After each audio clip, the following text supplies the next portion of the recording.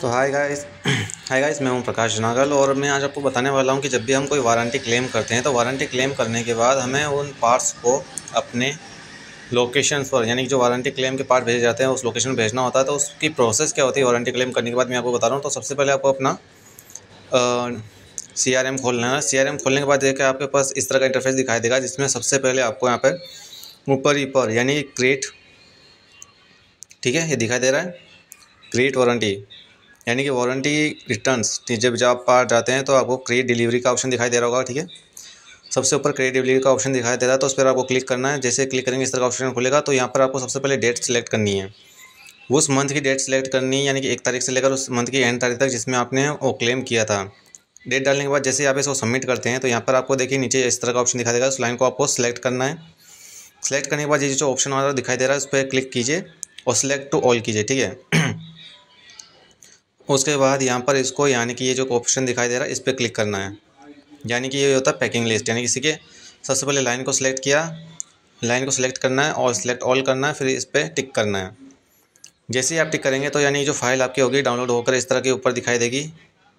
तो ये जो होता है यानी कि आपका जो वारंटी पैकिंग लिस्ट होता है वो पैक हो चुकी है, यानी कि बन चुकी है। तो आप इसको ओपन करके भी देख सकते हैं,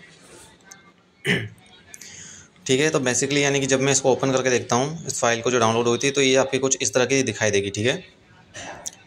जब ये आपकी वारंटी पैकिंग लिस्ट यानी कि आपकी तैयार हो चुकी है। वारंटी पैकिंग लिस्ट जब आपकी तैयार इस तरह हो जाती है तो सबसे फिर से आपको रिटर्न आना है, ठीक है। और फिर आपको यहाँ पे यानी कि चेंज डिलीवरी अब, ठीक है। ये आपकी वारंटी पैकिंग लिस्ट है इस तरह की। मैं कुछ भी स्किप नहीं कर रहा, बस लाइन को सिलेक्ट रखना है, यह बात याद रखें। फिर आपको यहाँ पे क्रिएट डिलीवरी पे क्लिक करना है।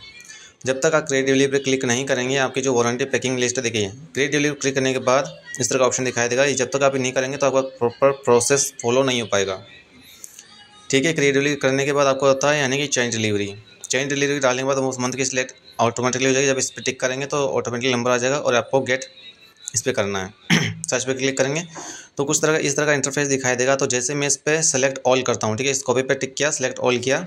सेलेक्ट ऑल करने के बाद मेरे को यहाँ पर नीचे इंसर्ट पे क्लिक करना है, ठीक है। जैसे मैं इंसर्ट पर क्लिक करता हूँ तो इस तरह कुछ इंटरफेस आपको दिखाई देता है। तो यहाँ पर आपको हमेशा याद रखना है, यानी कि जो आप आपका जो वारंटी आइटम है आप उस वारंटी आइटम को किस तरह से पैक करते हैं, जैसे कार्टून बॉक्स में, पॉलीथीन में या फिर किसी और तरह से पैक करते हैं, तो आपको सिलेक्ट करना है। याद रहे सारे के सारे आइटम आपको सिलेक्ट करने हैं, यानी सारे आइटम में आपको वारंटी फिलअप करना होता है। वैसे तो मैं कार्टून बॉक्स में सारे आइटम पैक करता हूँ, तो वारंटी आइटम ये मैं कार्टून बॉक्स यहाँ पे लिख रहा हूँ। याद रहे कोई भी बॉक्स आपको छोड़ना नहीं है, जितने भी आइटम हैं उन सभी आइटम्स के आगे आपको ये डिटेल भरनी है, ठीक है। चाहे आपके बॉक्स 2 हो या 3 हो, कोई मैटर नहीं करता। जितने भी पार्ट आप कॉटन बॉक्स में पैक करना चाहें वो यहाँ पर आपको लिखना है कॉटन बॉक्स में, ठीक है। उनके बाद मैं सिलेक्ट ऑल दोबारा से करता हूँ, कॉपी टिक करता हूँ, सिलेक्ट ऑल करता हूँ और उसके बाद ये देखिए मैं सेकंड वाला जो ऑप्शन होता है उस पर यानी कि पैक पे क्लिक करता हूँ। यानी कि मैंने वो कॉटन बॉक्स में भर दिया, उसे पैक कर दिया। दोबारा से सिलेक्ट ऑल करता हूँ, सिलेक्ट ऑल करने के बाद मैं इसे सेव करता हूँ, ठीक है। जैसे मैं इसे सेव करता हूँ याद रखें ये प्रोसेस टू प्रोसेस आपको फॉलो करना है, ठीक है। अब मैंने सेव कर दिया। सेव करने के बाद नीचे जो ऑप्शन आता है वो देखिए, ठीक है, इस तरह का ऑप्शन आएगा तो सेव हो जाएगा। अब मेरे को होता है यानी कि जो इसकी पैकिंग लिस्ट जो होती है वो क्रिएट करनी होती है, ठीक है, यानी डाउनलोड करनी पड़ती है। तो सबसे पहले पैकिंग लिस्ट पे जाता हूँ। अब देखिए यहाँ पर एक तो पैकिंग टैग और पैकिंग लिस्ट पे नाम आ जाएगा। तो मैं ऊपर डेट सेलेक्ट कर दीजिए, तो फिर उसके नीचे जो आता है पैकिंग टैग और लिस्ट का, उन दोनों में से कोई भी सिलेक्ट कर दीजिए। नीचे इस तरह का नंबर डालिए और गेट PDF। जैसे आप गेट PDF पे क्लिक करेंगे इस तरह के आपको ये वारंटी पैक, आपने जो स्टार्टिंग में वारंटी पैकिंग लिस्ट की थी ये वाली जो PDF होती है ये आपको अशोक लेलैंड के वहाँ पे भेजनी पड़ती है वारंटी आइटम के साथ, जहाँ पे भेजते हैं। तो बेसिकली सिंपल सा फॉर्मूला है, डेट सेलेक्ट कीजिए ऊपर से, यानी टैग करना है तो टैग पे क्लिक कर दीजिए, फिर नीचे आपको उसका पैकिंग स्लिप का नंबर डाल के गेट PDF पे क्लिक करना है। बेसिकली बहुत ही सिंपल प्रोसेस है। इस तरह की आपको ये डाउनलोड होने के बाद दिखाई देगी। आप इसे चाहे सेव कर सकते हैं कहीं पे भी।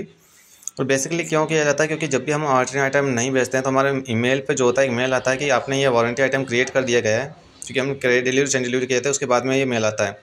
तो यानी कि मैंने जो आइटम नहीं भेजा था वो मेरे इतने महीनों से पेंडिंग था, ठीक है। जिस तरह आपके मेल आते हैं ना वो इसलिए आते हैं क्योंकि आपने वो वारंटी आइटम भेजा तो ठीक है, लेकिन आपने उसको शिपमेंट में लास्ट जो फाइनल स्टेप होती है इसके बाद की वो मैं आपको यहाँ पे बता रहा हूँ, ठीक है। पैकिंग लिस्ट और टैग क्रिएट करने के बाद जो आपको पता है दोबारा से मैं इसका सेफ्ट यानी CRM नेट SAP डेवलपर खोलता हूँ।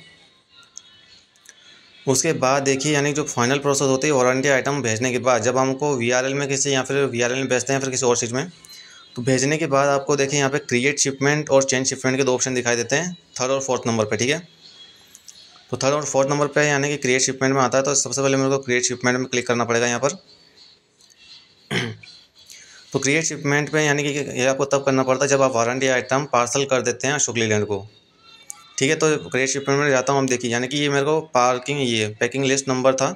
और ये हमेशा याद रखिए, ये डेट काफ़ी ज़्यादा इंपॉर्टेंट है, आपको डेट वही सिलेक्ट करनी जो इस यहाँ पर आपको जो मंथ होता है जिसमें आपने क्लेम किया होता है, ठीक है। तो बेसिकली ये डेट वही सिलेक्ट करनी है जो आपके मेल में आती है या फिर जहाँ पर आपने वारंटी आइटम क्रिएट कर रखा होता है, ठीक है। तो उस मंथ की ही डेट सेलेक्ट करनी है, वरना आपको ये नीचे ऑप्शंस नहीं दिखाई देंगे। तो बेसिकली देखिए अब मैं यहाँ पे गेट PDF पे करता हूँ, तो यानी कि मैंने जो नंबर था वो सिलेक्ट नहीं किया था, इस वजह से इस तरह का ये लाल ऑप्शन दिखाई देगा।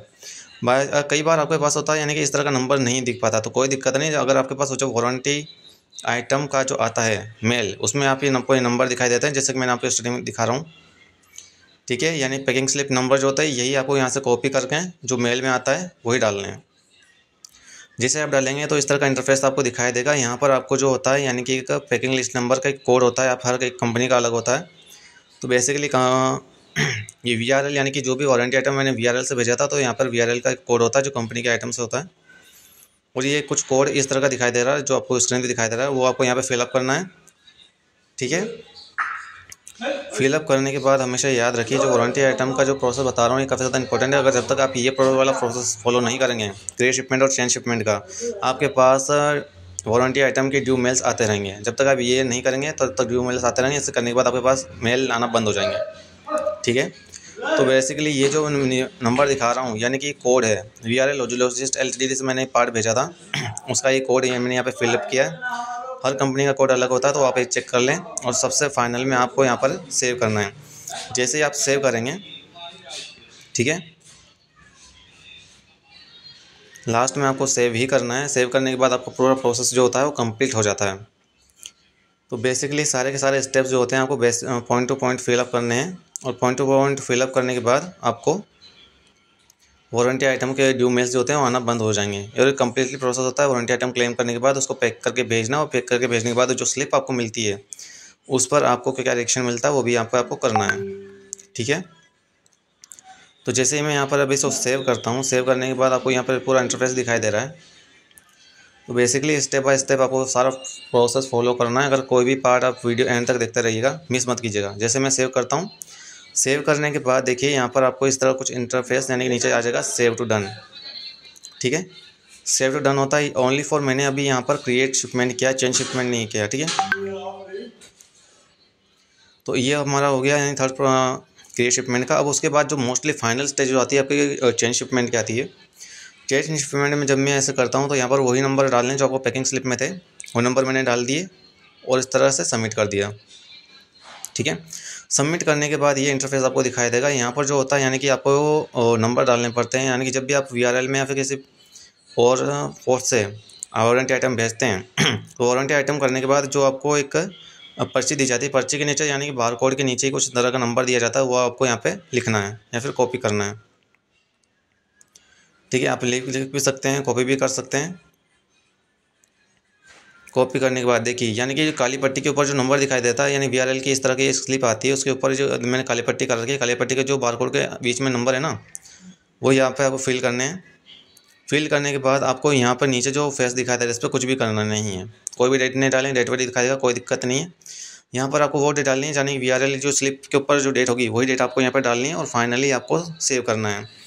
तो आपका यहाँ पर प्रोसेस पूरा कंप्लीट हो जाएगा। तो कैसी लगी वीडियो, मिलते हैं अगली वीडियो में कुछ नए जानने के साथ। और अगर चैनल सब्सक्राइब नहीं कर लिया तो कर लीजिए, क्योंकि काफ़ी ज़्यादा इंपॉर्टेंट वीडियोस मैं अभी कुछ दिनों में अपलोड करता रहूँगा।